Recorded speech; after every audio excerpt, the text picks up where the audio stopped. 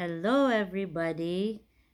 Magandang araw po at panibagong araw na naman ito na tayo magkakasama-sama upang papurihan ang ating Panginoon, upang pasalamatan siya at itaas siya sa ating kalagitnaan. Panibagong araw na tayo ay makakarinig muli ng kanyang mensahe para sa kanyang simbahan. At Merry Christmas po sa lahat. Ilang araw na lang po. Kaya alam ko excited na tayo sa paggunita ng araw ng kapanganakan ng ating Panginoong Hesus, ang tagapagligtas ng sanlibutan. Okay, sige po, tayo manalangin ngayong oras na ito. Panginoon, sa iyo namin pinagkakatiwala po, Diyos, ang araw na ito ng aming pagtitipon-tipon, muling pagsasama-sama upang ikaw ay pasalamatan, papurihan at sambahin na magkakasama, Panginoon, bilang iyong simbahan, bilang iyong mga anak. God, dalangin ko po na kami ay gawin mong karapat-dapat sa iyong harapan sa araw na ito, sa oras na ito, sa pamamagitan ng banal na dugo ng aming Panginoong Hesus. Patawarin mo po kami at linisin sa aming mga kasalanan, mga pagkukulang. Kung mayroon man kaming naging pagsuway sa iyo, Panginoon, mga bagay na aming nasabi, na salita, na isip, o Diyos, nagawa, na hindi ayon sa iyong kalooban, patawarin mo po kami. Linisin kami sa pamamagitan ng dugo ng aming Panginoong Hesus. At gawin mo po kami ngayong karapat-dapat na tumayo sa iyong presensya at tumanggap ng iyong mga salita. Binubuksan namin ang aming mga puso at maging matabang lupa ito upang hasikan ng iyong salita ngayong umaga. Thank you so much, O Lord, na kami ay pinagkaisa mo at nagkatipon upang bilang pagsunod sa iyong utos, sa iyong kalooban, at bilang paggalang namin sa iyong mga ipinag-utos sa amin. Kaya kami po ay nagkatipon sa umagang ito. Pagpalain mo po ang bawat isa sa pamamagitan po ng iyong salita. And Lord, I pray, gawin mong masunurin ang aming mga puso. Magalak kami, Panginoon, na sa pagkarinig namin ng iyong mensahe ngayong umaga, ay magkaroon kami ng buong respeto sa iyong salita, sa iyo, Panginoon, at sundin namin ang iniuutos ng iyong salita sa amin ngayong umaga bilang iyong mga anak. Thank you so much, Lord. Anoint your people, O God. Anoint us today as we study your word, and your anointing upon me, O God, as I become your mouthpiece, O God, para sa iyong simbahan ngayong umaga. Thank you so much, Lord. We give you all praise and glory. Thank you, Holy Spirit. In the mighty name of Jesus, we pray. Amen and amen. Okay. Sige po. Ang title ng ating pag-uusapan ngayong umaga ay Sabbath Day. Sabi mo nga po sa iyong katabi, Sabbath Day. Alright. Okay. Sa Exodus chapter 20 verses 8 to 11 po, itong sinasabi dyan. Remember the Sabbath day by keeping it holy. 6 days you shall labor and do all your work. But the seventh day is a Sabbath to the Lord your God. On it you shall not do any work, neither you nor your son or daughter, nor your male or female servant, nor your animals, nor any foreigner residing in your towns. For in 6 days the Lord made the heavens and the earth, the sea, and all that is in them. But he rested on the seventh day. Therefore, the Lord blessed the Sabbath day and made it holy.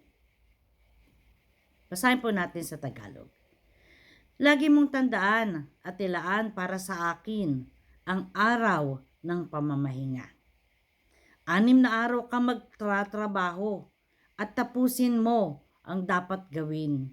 Subalit, ang 7 araw ay para kay Yahweh na iyong Diyos. Ito ay araw ng pamamahinga. Sa araw na ito'y huwag magtrabaho ang sino man sa inyo. Kayo, ang inyong mga anak, mga aliping lalaki o babae, ang inyong mga alagang hayop, ni ang mga dayuhang nakikipamayan sa inyo. 6 na araw kung nilikha ang langit, ang lupa, ang mga dagat, at ang lahat ng nasa mga ito. Ngunit namahinga ako sa 7 araw. Kaya't ito'y aking pinagpala at inilaan para sa akin. Okay. Tingnan po natin. Ano ba ang ibig sabihin ng Sabbath? No? Ayon sa binasa natin, ang Sabbath day sa Tagalog ay araw ng pamamahinga. Okay. So therefore, what is Sabbath? No? Sabbath is a holy day of rest and worship. Traditionally, it is the 7th day of the week. Para sa mga Hudyo, ang Sabbath day is Saturday. Beginning from paglubog ng araw ng Biyernes hanggang sa paglubog ng araw ng Sabado. Okay. Yun yung Sabbath day sa mga Hudyo. Pero sa ating mga Kristiyano, Sabbath day ay ginawa po nating Sunday. Simula sa paglubog ng araw ng Sabado hanggang sa paglubog ng araw ng Linggo. Okay. Many Christians, okay, binasa po natin kanina, ano ang sinasabi tungkol sa Sabbath day. Many Christians are good at remembering the Sabbath day. Okay. Pero, hindi in keeping it holy. Ayon sa verse 8, sabi doon, remember the Sabbath day and make it holy. Lagi mong tandaan at ilaan sa akin ang araw ng pamamahinga. Making it holy means ilaan natin sa ating Diyos. So sabi ko nga kanina, many Christians are good at remembering, naaalala nila, no? Yung linggo, naaalala nila yung araw ng pamamahinga, which is to us Christians, yun ay Sunday. Okay. But we're not good at keeping it holy. Paano ba? How do we keep o paano natin inilalaan ang araw ng pamamahinga para sa ating Diyos? I have here 5 points on keeping the Sabbath holy. No? 5 puntos upang masigurado natin na ito ay ating nailalaan para sa ating Diyos. Okay, number 1. Focus on God. Pag sinabing focus on God, kasama dito yung mga activities, yung mga ginagawa natin, yung mga conversations natin, yung pakikipag-usap natin, and also yung ating paraan ng pag-iisip. Okay?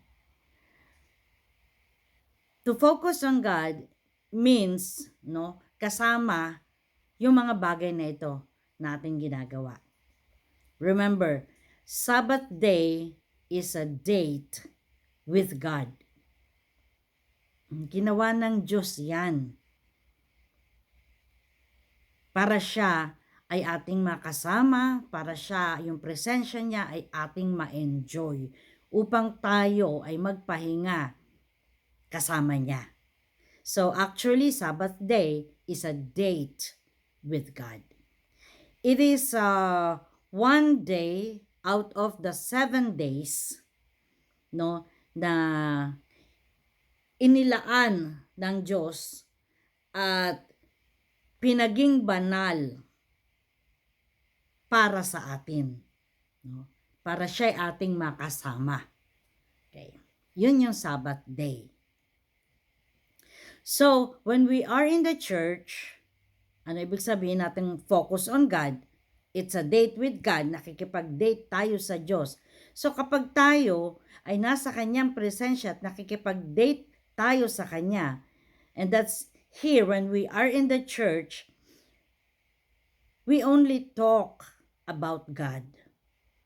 We only talk about His goodness, about His faithfulness sa ating buhay. We only talk about His Word, yung kanyang banal na salita. Papaano yan? Hindi lang naman sa simbahan, hindi lang naman Diyos ang kaharap natin. May mga kasama rin tayo, di ba? May mga kaibigan tayong kasama sa simbahan, ibang tao, no? Maliban sa ating sarili. Ang ibig sabihin nun, when we focus on God, even if when we talk to our friends or to others, no, we should be guarding our words, no? Paglabas natin sa simbahan, okay, makikipag-usap tayo sa mga ibang tao. Focusing on God means we are guarding our words, we are guarding our conversations, binabantayan natin yung ating mga salita sa pakikipag-usap natin sa kanila, and we do not talk about our usual daily or secular things or activities through the week. And even our thoughts, they should be focused on God. During Sabbath day, pag-araw ng linggo, pag-araw ng pamamahinga, araw na banal sa ating Panginoon, mahalaga na hindi natin pag-usapan yung mga daily activities natin na ginagawa natin sa trabaho, sa negosyo, sa pakikipag-business, no, in doing business with other people. Hindi iyon ang ating focus during the Sabbath day. Ang ating focus dapat ay nasa Diyos. Kaya nga ang sabi dito sa Isaiah 58, no, verse 13 and 14, ang sabi diyan ganito. Sinabi pa ni Yahweh, inyong igagalang ang takdang araw ng pamamahinga. Huwag kayong gagawa para sa pansariling kapakanan sa araw na banal. Sa araw na ito'y mamamahinga kayo at huwag maglalakbay o gagawa o mag-uusap ng tungkol sa mga bagay na walang kabuluhan. At kung magkagayon, madarama ninyo ang kagalakan ng paglilingkod sa akin. Bibigyan ko kayo ng karangalan sa harap ng buong daigdig at tatamasahin ninyo ang kaligayahan habang naninirahan sa lupaing ibinigay ko sa ninuno ninyo si Jacob. Mangyayari ito sapagkat akong si Yahweh ang nagsabi nito. Okay. To honor the Sabbath day, number one point that we should practice in our lives is during the Sabbath day, we should focus only on God. 6 days. Sabi doon sa binasa natin kanina, di ba? 6 days, nagtatrabaho ka. 6 days, ang pakikipag-usap mo ay tungkol sa negosyo mo, tungkol sa trabaho mo, tungkol sa ginagawa mo sa kumpanya, tungkol sa ginagawa mo sa school. 6 days. Pero pagdating ng linggo, holy day or Sabbath day, na tinatawag ng ating Diyos, mag-focus naman tayo sa ating Diyos. 7 araw, 6 na araw atin, 7 araw, ilaan natin para sa Diyos. Ihayag ang kaluwalhatian niya, ihayag ang kabutihan niya, magpatotoo tayo ng mga ginagawa ng Diyos sa ating buhay, kung paano niyang tayo pinagpapala. Marami tayong maikukwento, marami tayong masasabi tungkol sa ating Panginoon. And let's practice it during Sundays, during Sabbath day. Gawin nating focus ay ang ating Diyos. Amen. Sa ating pakikipag-usap, sa ating iniisip, sa ating mga ginagawa. Okay. Gawin natin ang bagay na nakakalugod sa Diyos dahil ang araw ng linggo ay inilaan niya upang tayo ay magpahinga at maging masaya sa kanyang presensya. Okay, number 2. Attend a worship service. Leviticus chapter 23, verse 3, ang sabi po dyan, 6 na araw kayong magtratrabaho, ngunit sa 7 araw, kayo'y magpapahinga. Iyon ay araw ng banal na pagtitipon. Huwag magtatrabaho ang sino man sa inyo saan man kayo naroroon. Iyon ay araw ng pamamahinga para kay Yahweh. How do we keep the Sabbath holy? Remember, our Sabbath, the Christians' Sabbath day is a Sunday. Okay. So pag araw ng linggo, anong sabi dito? 6 na araw kayong magtatrabaho. Ngunit sa 7 araw kayo'y magpapahinga. Iyon ay araw ng banal na pagtitipon. Kaya nasaan ka dapat pag Sunday? Pakitanong mo nga yung katabi mo, nasaan ka dapat pag Sunday? Pag araw ng pamamahinga na ginawa ng Diyos para sa atin. Okay? Anong sagot sa iyo ng katabi mo? Okay. Sabihin mo sa kanya, pag araw ng linggo, araw ng pamamahinga, dapat ikaw ay nasa simbahan. Amen? Hindi ko po yan sinabi. Inuutos ng Diyos yan sa Leviticus chapter 23 verse 3. Kaya mga kapatid, kung araw ng linggo at wala ka po sa simbahan, ibig sabihin, hindi natin sinusunod. Hindi mo, I'm sorry to say this, pero hindi mo sinusunod ang utos ng iyong Diyos. Para kay pa at sinabi natin siya ang ating Panginoon. Siya ang ating Diyos. 'Di ba pag sinabing Panginoon, sinusunod. Ibig sabihin, pag Panginoon mo siya, siya ang nasusunod. Ang utos ng Panginoon is to keep the Sabbath day holy. Ang utos ng Panginoon sa 6 na araw, magtrabaho ka, magtrabaho tayo. Ngunit sa 7 araw, sabi diyan, kayo'y magpapahinga. Iyon ay araw ng banal na pagtitipon. Kaya kapatid, attend a worship service. Iyon ay paggalang natin at pagsunod natin sa Panginoon na nagpapala sa atin. Yung Panginoon na nagbibigay sa atin ng kalakasan para 6 na araw makapagtrabaho ka. Para sa buong isang buwan, makasweldo ka. Kasi pag di ka nakapagtrabaho dahil ikaw ay may sakit, kapag hindi ka nakapagtrabaho dahil ikaw ay baldado, paano ka susweldo? So, gets po natin, napakabuti ng Diyos. So, let us honor God on Sabbath day na kanyang ipinag-utos na ating ilaan para sa kanya. Okay? Luke chapter 4, verse 16. Pansinin natin ito ho.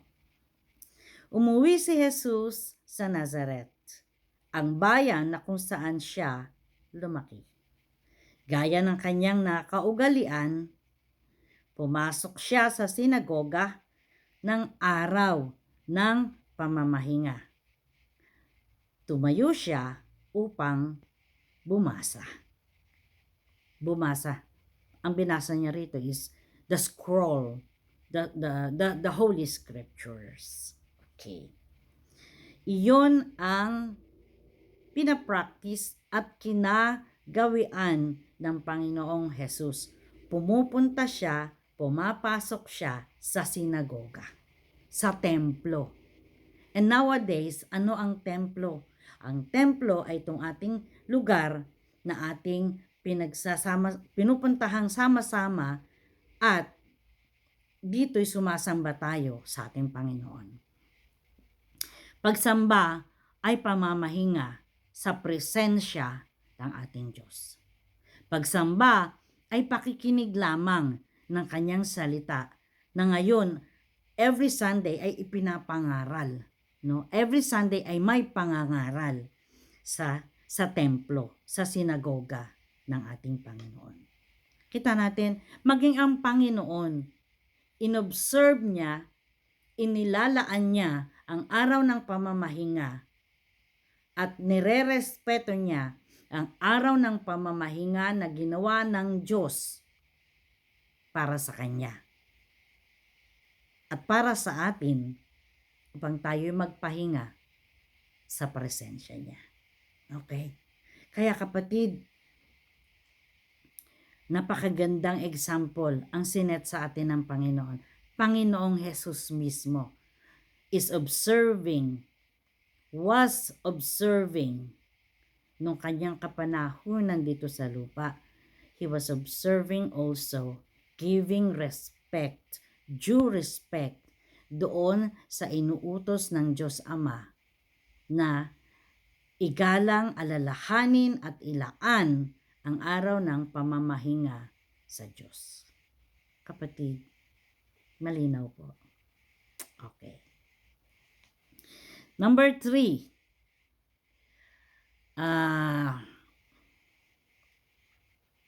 Para ma-observe natin, no, at mailaan natin, no, paraan ng pagpapalaan, paraan ng paglalaan ng ating panahon, araw ng pamamahinga, is number 3, avoid regular work. Okay.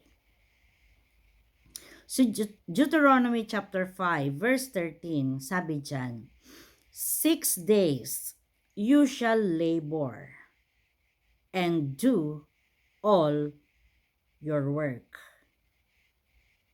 Exodo 20 verse 9 and 10, sabi dyan, 6 na araw kang magtatrabaho at tapusin mo ang dapat gawin. Subalit, ang ikapitong araw ay para kay Yahweh na iyong Diyos. Subalit, ang ikapitong araw ay para kay Yahweh na iyong Diyos. Ito ay araw ng pamamahinga. Sa araw na ito, huwag magtrabaho ang sino man sa inyo. Kayo, ang inyong mga anak, mga aliping lalaki o babae, ang inyong mga alagang hayop, ni ang mga dayuhang nakikipamayan sa inyo. Okay? On the Sabbath day, if it is a Sabbath day, avoid regular work. Sabi dito, 6 days magtatrabaho ka at tapusin mo lahat ng iyong dapat gawin. 6 na araw. Okay? Malinaw po. So during Sundays, Sabbath day, which is a holy day, banal na araw para sa ating Diyos, we are encouraged, we are commanded to avoid regular work. Magtrabaho ka sa kumpanya mo, magnegosyo ka hanggang gusto mo, hanggang 6 na araw. Tapusin mo. Pero ang araw ng linggo, ang araw na banal at araw na pamamahinga na ginawa ng Diyos para sa atin, ang ating atupagin ay ang gawain lamang para sa Diyos. Yung makapagpahinga ka at makapag-ministeryo ka sa Diyos. Kung mayroon ka mang paglilingkuran, pag-araw ng linggo, iyon ay ang ating Diyos lang, ang ating paglingkuran. And how do we serve God? How do we serve Him? Our praise, our worship, that is a service to the Lord. That is a ministry to the Lord. Yung gawin mo, yung bagay na makakapagluwalhati sa Kanya, iyon ang inaasahan ng Diyos. Not your work sa kumpanya, not your business. Kapatid, 6 na araw eh. Isang araw lang. Come to think of it. 6 na araw sa'yo, 6 na araw sa atin. Isang araw lang sa Diyos eh. Hindi pa natin maibigay ng buo. Alam mo yun, yung nakalaan talaga sa Kanya. Kasi yun yung utos sa atin eh. Sa verse 8, di ba? Lagi mong tandaan, lagi mong alalahanin ang araw ng pamamahinga at ilaan para sa Kanya. Okay? Lagi mong tandaan at ilaan para sa akin ang araw ng pamamahinga. So, on this day, na-expect ng God na ang araw na ito ay ilaan mo lamang sa Kanya. 6 days pinagpapala ka ng Diyos. 6 days may kalakasan ka. 6 days pwede kang magnegosyo kasi binibigyan Kanya ng kalakasan.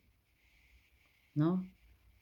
Whatever is your occupation, no? Kahit anong trabaho, estudyante ka, empleyado ka, teacher ka, coach ka, ano ka, Whatever it is, kung anong trabaho mo, binibigyan ka ng pagpapala ng Diyos ng kalakasan para magawa mo lahat. Kaya 6 days, tapusin mo ang lahat ng gagawin mo sa mundong ito. And on the 7th day, Sabbath day, araw ng pamamahinga, ilaan mo sa Diyos. Amen. Matthew chapter 12 verse 11 and 12. Okay. Dito, makikita natin ang Panginoong Jesus. This is a story about sa tupa na nahulog sa balon. He said to them, "If any of you has a ship and it falls into a pit on the Sabbath, will you not take hold of it and lift it out? How much more valuable is a person than a ship? Therefore, it is lawful to do good on the Sabbath." Okay. Tingnan natin. Nung time po na ito ay humahanap yung mga leaders ng relihiyon, okay, para makakita ng butas na ipipintas nila o ikakaso nila kay Jesus. Okay, 'di ba ang utos ay avoid regular work during Sabbath day. Huwag daw magtrabaho. Okay, huwag gumawa ng mga makasariling gawain, ng mga gawaing pangsarili o trabahong pangsarili. Pero nung time na ito, may nahulog na tupa sa balon. At ino-observe ng mga skribo at pariseyo o mga leaders ng mga relihiyon nung panahon na yun, ano kayang gagawin ni Jesus? Ang nasa isip nila, pag ito tumarabaho, pag ito gumawa, no, na iniligtas, no, na yung tupang nahulog doon sa balon. Okay, isang point na yun na makikita natin, mapupulaan natin si Jesus. Kaya sabi ni Jesus dito, if any of you has a ship and it falls into a pit on the Sabbath, will you not take hold of it and lift it out? How much more valuable is a person than a ship? Therefore, it is lawful to do good on Sabbath. Alam nyo, mayroon pong exceptions dito sa ating number 3. Sabi diyan, 'di ba? Avoid regular work. Some work is allowed on a Sabbath day. Some workers are exceptions dito sa sinabi nating avoid regular work. Who are these workers? Workers like the medical workers, yung mga bombero, 'di ba? Yung mga police officers. Yan yung mga tao.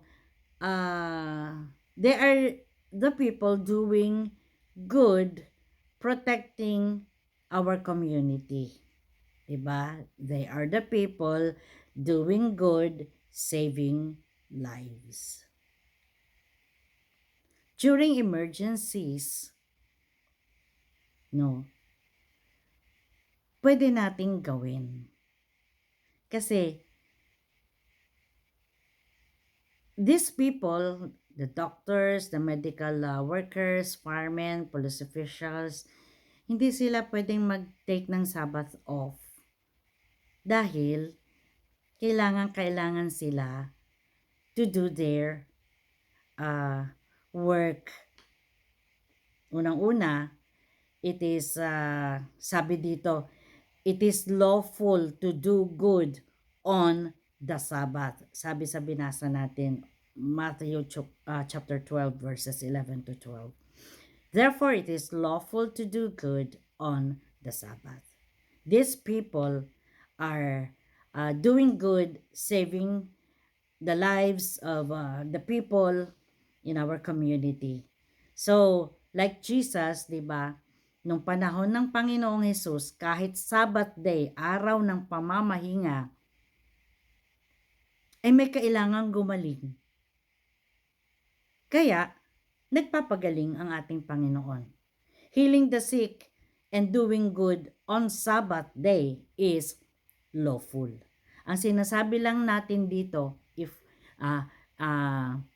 we can avoid, let us avoid regular work. Pero the works of these medical practitioners, these medical people, you cannot avoid, they cannot avoid doing their work kasi this is for the good of the people, the good of the community. It is lawful, sabi ng Panginoong Jesus mismo. It is lawful to do good on the Sabbath. Pero yung regular work, regular business, magagawa mo on a regular day or on regular days, Mondays through Fridays and Saturday, tapusin mo. Pero on a Sunday, ilaan mo yan sa Diyos. Do not or avoid doing regular work. Okay? Malinaw po. Number 4. 5 points to keep, 5 points on keeping the Sabbath holy. Number 4 is do the ministry. John chapter 5 verse 17. Okay. In his defense, Jesus said to them, dito sa mga scribes and Pharisees, dito sa mga leaders ng relihiyon ng kapanahunan niya who are always on the wait para makita lamang na sumasala o ang tawag doon na makakita lang ng puntos against the Lord sa pag-observe ng Sabbath day, Sa verse 17, kasi nga nag-aabang yung mga scribes and Pharisees, in his defense, Jesus said to them, "My Father is always at his work to this very day, and I too am working." Once again, we know that Jesus worked. Jesus didn't stop healing and doing good on the Sabbath. Hindi siya huminto. Kasi yun yung sabi niya rito, yun ang punto niya rito sa John 5:17. My Father is always at his work to this very day, and I too am working. Ginagawa niya lang iyon, healing, doing good, and it is his ministry. Sa John chapter 15 verse 10, ang sabi diyan, "If you keep my commands, you will remain in my love, just as I have kept my Father's commands and remain in his love." Patuloy na sinunod, walang nilabag ang Panginoon sa anumang iniutos ng Ama sa Kanya. He kept doing what the Father has commanded him to do. Kahit nga Sabbath, ang ginagawa niya naman is healing, doing the ministry. Okay. Sabbath day or Sunday is a wonderful